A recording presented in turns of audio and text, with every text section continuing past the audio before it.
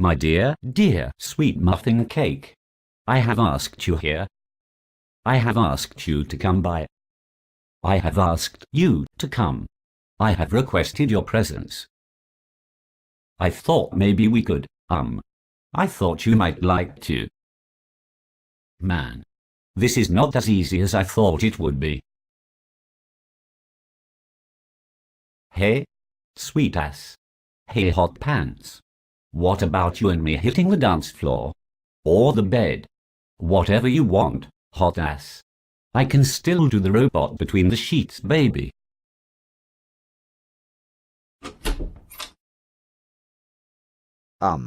Excuse me? Hey man. What is happening? Feeling good? Life treating you well? Sure, I guess. You. No complaints. Good, good. So, what are you doing here? Oh, you know. Practicing. Yes, of course. That makes perfect sense. You, in my bedroom, in my house. Practicing whatever it is you are doing while I'm off at work. Well, I am glad it makes sense. Listen, do you think you might be able to give me some honest feedback? I've been having a tough time getting anyone to listen to me. The cab driver on the way here was vague at best. Honest feedback. Sure. Okay. First, get out of my house. Second, if you even think of calling me hot ass, I am going to fold you into a little origami sailboat and send you back to Japan on a river of shit. Hey, man. It isn't like that. It isn't like that at all. Use your head, dipshit. I cannot help but notice that you have not left. All right, so, here is what I'm going to say. Listen up, and try to picture me saying this from a helicopter, through a megaphone. You might be wondering why I have asked you here tonight, my sexy little buttercup, but I imagine that confusion will doubtlessly give way to overwhelming joy and unrelenting optimism. For, you see, I think you are in possession of the hottest ass on the planet, and I wish to have the exclusive privilege of chewing on it whenever my throbbing heart desires. Let me stop you there. Can I assume you are negotiating with the prostitute, or have you lost your fucking mind? You can assume whatever you like, and you can also take that gigantic, condescending assumption and shove it directly up your ass. So, you are not proposing to a prostitute? No. No way, man. Do you honestly think I would put this much effort into bamboozling a prostitute, fuckface? I don't think so. She is a stripper. That is absolutely shocking, and I am in no way being incredibly sarcastic. Look, man. I see these people and their Acuras and their dogs and their necklaces and their hair and their monocles and their credit cards, kicking compassion and empathy right in their respective nutsacks and watching soccer on TV screens the size of aircraft carriers. I see these people, and I see a way to wet my own beak, to get a piece of the action, man. I just have to jump on this train before it drives off and gives someone else the same idea. Does this stripper of yours have a literal heart of gold that you are planning on harvesting from her chest cavity? No, she does not, you dead-eye piece of shit. Don't be re-fucking ridiculous. I was going to get a beard, surgically attached to her face, and then I was going to help her join the circus. Come on, man. Keep it together. Okay. Good. I am still unclear, however, as to why we are having this conversation in my bedroom.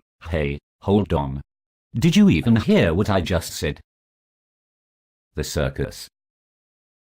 If you think about it, I mean if you really think about it, men marrying bearded ladies is clearly the first step in our next collective evolutionary cycle. This marriage will very likely be responsible for a cosmic paradigm shift that will usher in an age of follicular prosperity and endless riches. And, of course, it will be awesome. And sexy. Oh, God, yes. You see, I don't mind a little facial scruff on my lady. Not when I am raking in the hot cash. I will be hauling it in like I was a horny fisherman and it was a mermaid with giant heaving cans. Sure, it might be a little strange when my baby wakes me up with a big furry kiss, or it might be slightly revolting if she gets a whole lot of peanut butter smushed into her beard, but everybody has to pay the piper at some point, and if I have to endure some shaggy snuggles while the jack piles up around me, well, so be it. That is the single most asinine thing that anybody has ever said.